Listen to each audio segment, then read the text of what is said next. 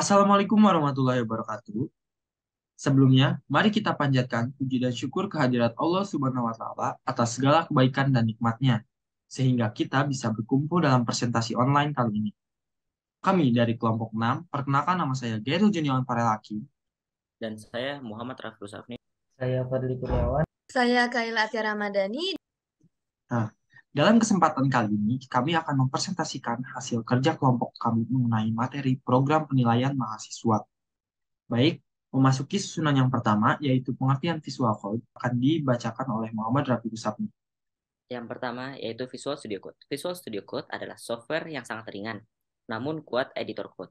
Sumbernya yang berjalan dari desktop, muncul dengan built-in dukungan untuk JavaScript, naskah dan nose.javascript, dan memiliki array beragam ekstensi yang tersedia untuk bahasa lain, termasuk C++, C#, Python, dan PHP.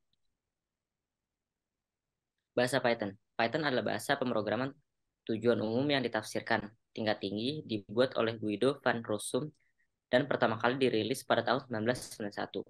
Filosofi desain Python menekankan keterbacaan kode dengan penggunaan spasi putih yang signifikan.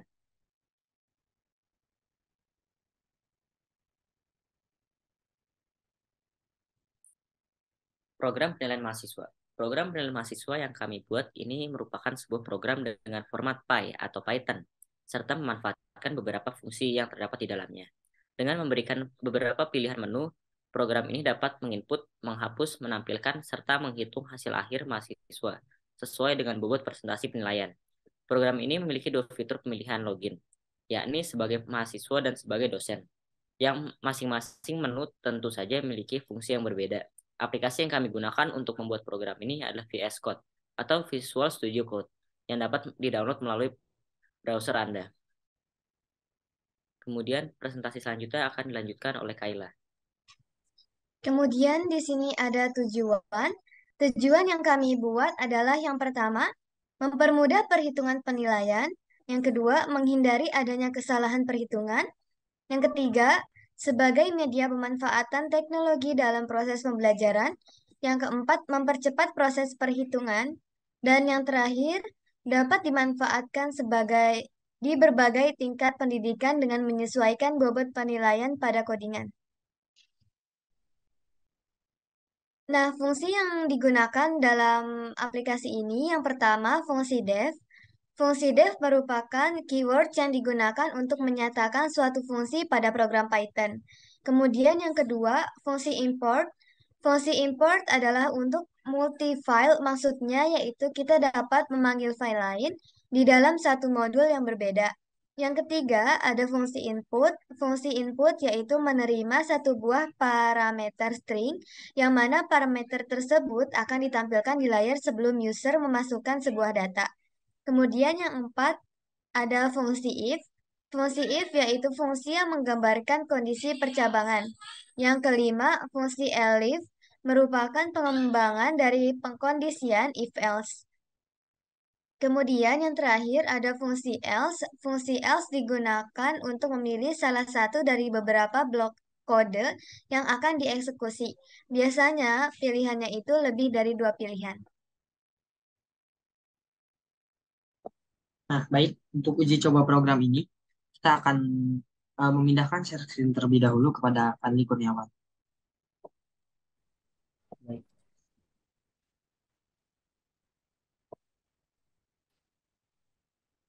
Oke, baiklah pada program kali ini, yaitu program penilaian akhir mahasiswa, akan dijelaskan oleh saya sendiri. Yang pertama, baris pertama kami menggunakan fungsi from OS import system, yang dimana itu adalah mengimport data dari sistem komputer Anda masing-masing.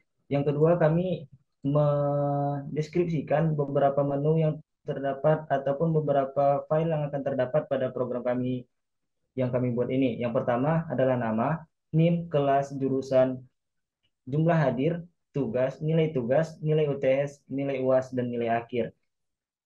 Untuk yang pertama, kami mendefinisikan judul dengan fungsi def, yang dimana judul kami print program nilai data mahasiswa. Yang kedua, masuk ke dalam data menu, yang dimana user dapat memilih menu apakah itu menu 1 sebagai dosen ataupun menu 2 sebagai mahasiswa. Dan apabila tidak ada, maka bisa mengetik 3 untuk keluar seperti yang dijelaskan pada baris ke-23 ini. Selanjutnya, pada baris 27, jika menu 1 dipilih, maka dia akan mengarah kepada menu dosen. Jika menu 2 dipilih, maka dia akan pergi ke menu mahasiswa. Selanjutnya, jika menu 3 dipilih, maka dia akan keluar dan program akan tertutup. Selanjutnya, pada baris 38, yakni menu dosen, yang akan di print terlebih dahulu atau yang akan ditampilkan terlebih dahulu setelah diinput angka 1, yakni login. Masukkan kode login, yang dimana kode login di sini kami letakkan yaitu admin dengan huruf kecil atau admin dengan huruf besar. Selanjutnya, jika dia menekan enter, maka dia akan masuk ke menu berikutnya. Jika kode yang dimasukkan tidak berupa admin huruf kecil ataupun admin huruf besar, maka dia akan mengeprint kode salah dan kembali lagi kepada menu dosen pada baris 38. Selanjutnya masuk ke menu dosen. Pada menu dosen yang akan ditampilkan pertama kali adalah input data nilai mahasiswa, yang dimana dosen tersebut ataupun user tersebut dapat menginput data nilai mahasiswa dengan beberapa menu yang disediakan. Yang pertama yaitu menu tambah data, yang kedua menu lihat data mahasiswa, yang ketiga menu ubah data mahasiswa, yang keempat hapus data mahasiswa, dan yang kelima selesai. Jika seorang user mengetik angka 1, maka dia akan pergi ke menu tambah data. Jika user tersebut mengetik angka 2 dan mengenternya, maka dia akan pergi ke bagian lihat data mahasiswa. Jika seorang user menginput nomor 3, maka dia akan pergi ke bagian menu ubah data mahasiswa.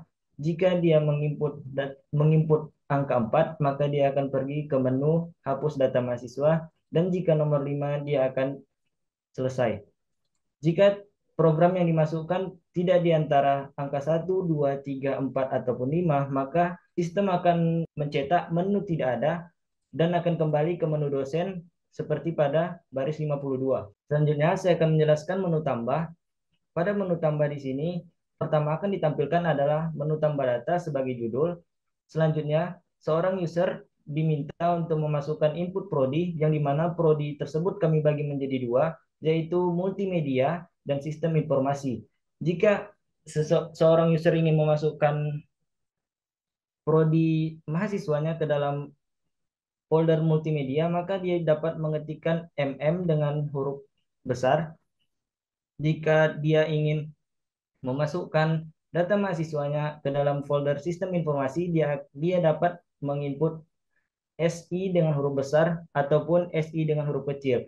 Jika yang diinputkan oleh user tersebut bukan merupakan kode-kode tersebut, maka akan kembali ke menu tambah. Selanjutnya, setelah input prodi dimasukkan, maka program akan meminta input nama.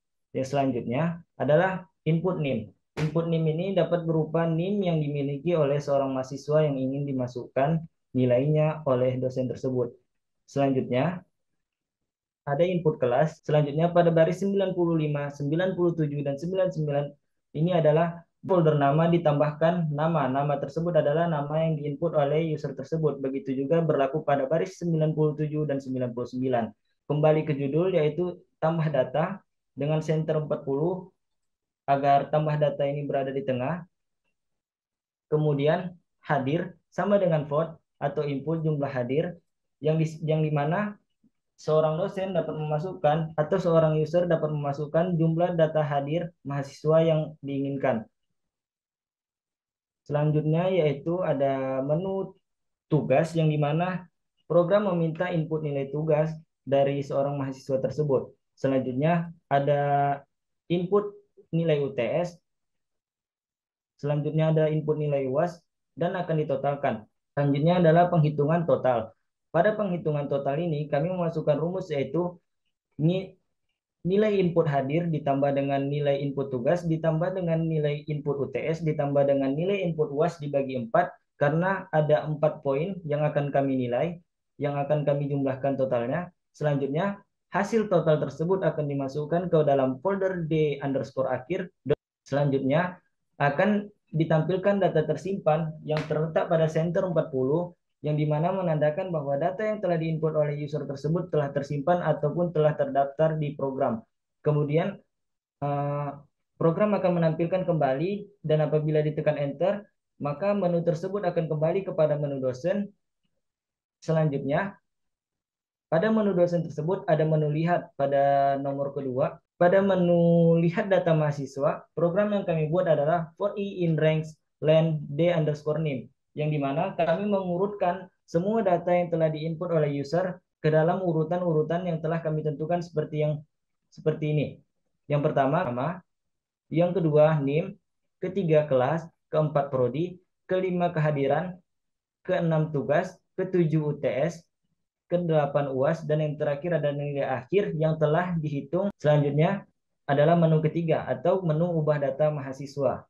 Yang terakhir adalah menu hapus. Apabila ID sudah diinput, maka data yang terhapus otomatis adalah NIM, nama, kelas, jurusan, daftar hadir, nilai tugas, nilai UTS, nilai UAS, dan nilai akhir. Selanjutnya, program akan mencetak data berhasil dihapus sebagai tanda bahwa data tersebut sudah tidak terdaftar lagi. Kemudian, seorang user dapat menekan enter untuk kembali ke menu dosen. Selanjutnya adalah menu mahasiswa. Biodata tersebut kami susun menjadi nama, NIM, kelas, prodi, nilai kehadiran, nilai tugas, nilai UTS, dan nilai UAS, dan nilai akhir. NIM yang dimasukkan oleh mahasiswa tidak terdaftar, maka program akan mencetak input data tidak ada, kemudian dia akan kembali ke menu mahasiswa. Selanjutnya, jika program sudah selesai, maka program akan mencetak kembali dan tekan enter. Apabila seorang user tersebut menekan enter, maka dia akan kembali ke menu utama, dan begitu juga selanjutnya sampai program tersebut selesai digunakan oleh user, dosen maupun mahasiswa. Untuk penjelasan selanjutnya tentang percobaan program, saya serahkan kepada Gary Gunawan Hakim. Baik, terima kasih Fadli. Kita mulai coba running dari aplikasi yang sudah kita buat. Nah, tampilan awalnya yaitu seperti ini, di mana apa yang sudah dijelaskan tadi Fadli, yaitu program Laibat Data Mahasiswa, kita dituntut untuk memilih salah satu. Namun karena kita sebagai orang yang akan memasukkan nilai, otomatis kita akan memilih sebagai user dosen. Nah, kita coba pilih menu login, yaitu yang pertama dosen. Nah, setelah masuk dosen, kita langsung menuju program login, masukkan kode login. Nah, yang sudah dibicarakan Fadli tadi, bahwa kalau kita ingin masuk itu menggunakan kode admin dengan huruf kecil atau maupun dengan huruf besar. Mohon maaf.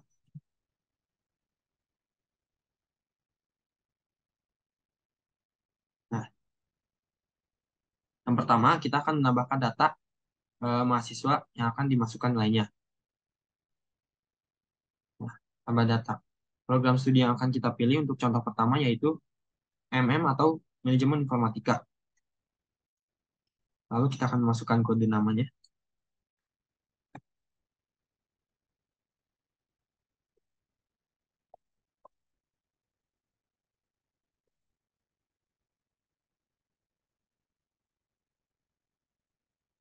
Lalu kita akan masukkan NIM,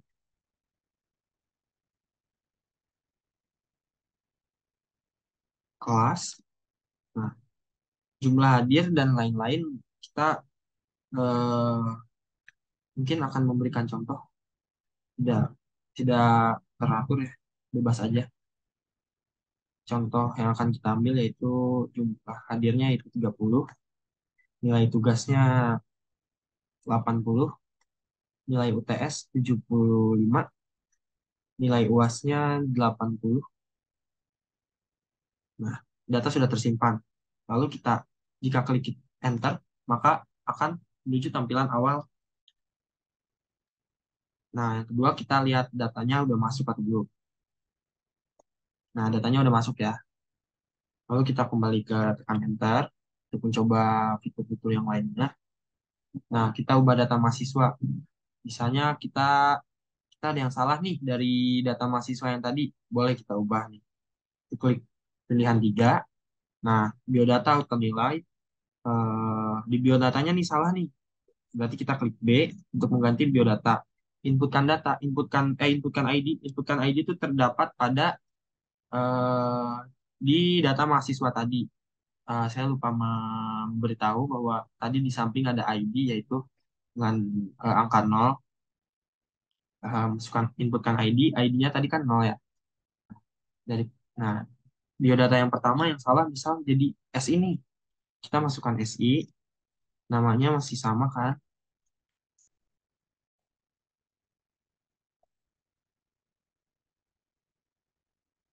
NIM-nya juga masih sama, kelasnya juga. Cuma yang berbeda, misalnya hanya prodinya nih. Kembali tekan enter. Nah, kita lihat apakah akan berubah. Nah, sudah berubah ya. Jadi sistem informasi yang tadinya manajemen informatika. Nah, untuk input data input ID yang tadi, nah ini termasuk ini adalah ID-nya yaitu 0. Nah, kita coba fitur lainnya yaitu kita tekan enter kembali. Kita coba ubah data mahasiswa tapi yang bagian nilai. Kita coba inputkan ID yang tadi yaitu 0. Nah, jumlah hadirnya ternyata bukan 30 nih, tapi 25. Terus nilai tugasnya masih sama 80, cuma nilai UTS-nya ternyata 90. Nah, nilai UAS-nya juga masih sama 80. Oke, baik, tekan enter kembali. Kita lihat nih, data mahasiswanya berubah gak? Nah, udah berubah ya. Kita kembali lagi. Kita coba program yang hapus data. Apakah akan hilang atau enggak nih? Dari data yang tadi udah kita buat. Coba kita hapus data mahasiswa. Masukkan ID. ID-nya tadi 0 ya. Data berhasil dihapus. Kita coba cek apakah ada. Nah, datanya nggak ada ya, udah hilang karena tadi nggak kita hapus. Oke, karena kita mau melihat program yang kita buat, yaitu melihat hasil dari penilaian ini, apakah masuk dalam user mahasiswa nanti atau enggak, kita coba tambah data lagi. Dan kita misalkan lagi,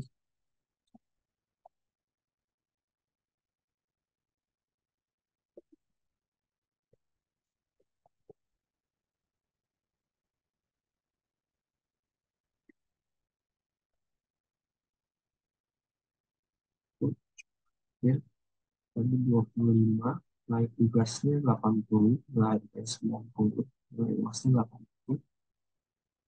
Kita lihat lagi apakah data sudah tersimpan. Nah, datanya udah ada ya. Nah, kita kan tadi udah mencoba semua fitur yang ada di input data mahasiswa, lalu kita pilih selesai. Nah, otomatis akan menuju ke menu tampilan yang awal, yaitu dosen atau mahasiswa. Nah, kita coba cek di fitur yang kedua, yaitu mahasiswa. Nah, kita akan di program untuk memasukkan NIM. Kita masukkan NIM yang tadi, C0403-2210. Nah, otomatis nilai akan keluar. Jadi, data yang sudah tadi kita simpan berhasil ya untuk dimasukkan ke bagian dari input nilai di mahasiswa itu. Kita kembali tekan enter. Lalu jika kita sudah berhasil melakukannya, lalu kita pilih menu login yang ketiga untuk menyelesaikan atau keluar dari program tersebut. Nah, ini sudah keluar ya programnya. Mungkin aplikasi yang kami buat hanya seperti ini karena kita menerapkan apa yang sudah kami pelajari di materi-materi sebelumnya seperti if, else, def, append, dan lain-lain. Kami menerapkannya dalam program nilai data mahasiswa ini.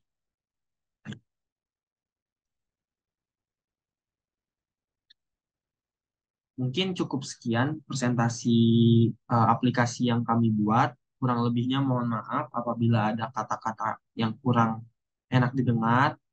Wabillahi taufiq walhidayah. Wassalamualaikum warahmatullahi wabarakatuh.